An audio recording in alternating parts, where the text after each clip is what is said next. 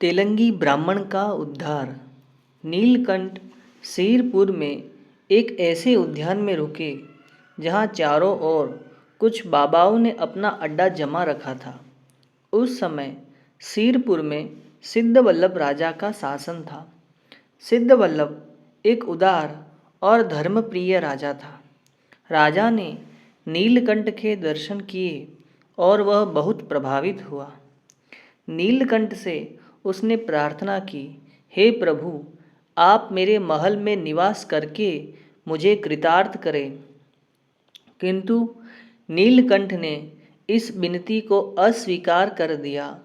इससे राजा ने गोपालदास नामक एक नैष्ठिक व्रतधारी साधु को नीलकंठ की सेवा में नियुक्त कर दिया। साधु अत्यंत भावपूर्वक नीलकंठ की सेवा करता था। राजा प्रतिदिन उपदेश सुनने के लिए नीलकंठ के पास उपस्थित होता था। उद्यान में अन्य आसुरी तांत्रिक, माता, भैरव और भूत के उपासक थे। मंत्र तंत्र और जादू टोना के उपचार से वे लोगों को डराते रहते थे।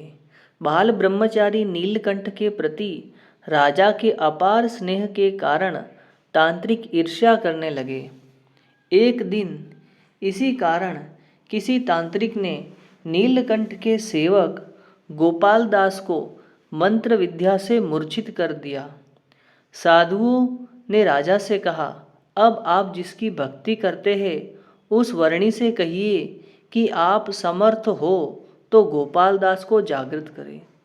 नीलकंठ ने गोपाल दास के शरीर का स्पर्श किया कि वह तुरंत होश में आ गया और नीलकंठ के चरणों में बैठ गया। सभी तांत्रिक यह देखकर हैरान रह गए।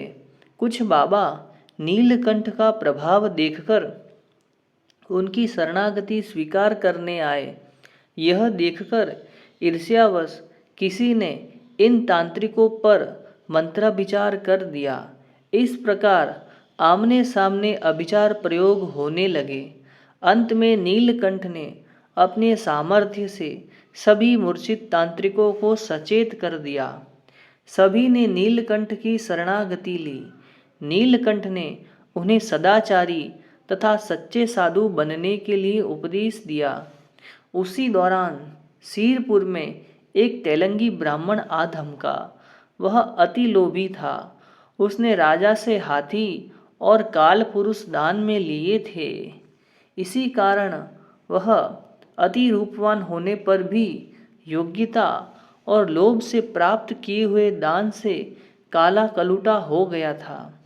सभी लोग उस ब्राह्मण की निंदा करते थे।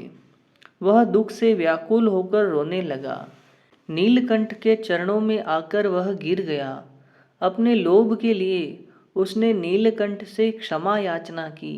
नीलकंठ ने दया करके उस ब्राह्मण के सिर पर हाथ रखकर आशीर्वाद दिए। वह तेलंगी ब्राह्मण पहले जैसा था वैसा ही रूपवान हो गया। उसने भी नीलकंठ का आश्रय ग्रहण किया। इस घटना को देखकर सिद्धवल्लभ राजा के मन में नीलकंठ के प्रति अत्यंत ही भक्तिभाव पैदा हुआ। राजा को अपने दिव्य स्वरूप का दर्शन देकर नीलकंठ जब सिरपुर से विदा होने लगे तब राजा को अतिशय दुख हुआ। नीलकंठ ने कहा, आप मेरी छवि अपने मन में रखेंगे तो हमेशा मैं आपके समीप ही रहूँगा। संवत 1853 का अन्नकूटोत्सव तथा कार्तिक पूर्णिमा का उत्सव मनाकर नीलकंठ सिरपुर से प्रस्थान करके कामाक्षी की तरफ बढ़ने लगे।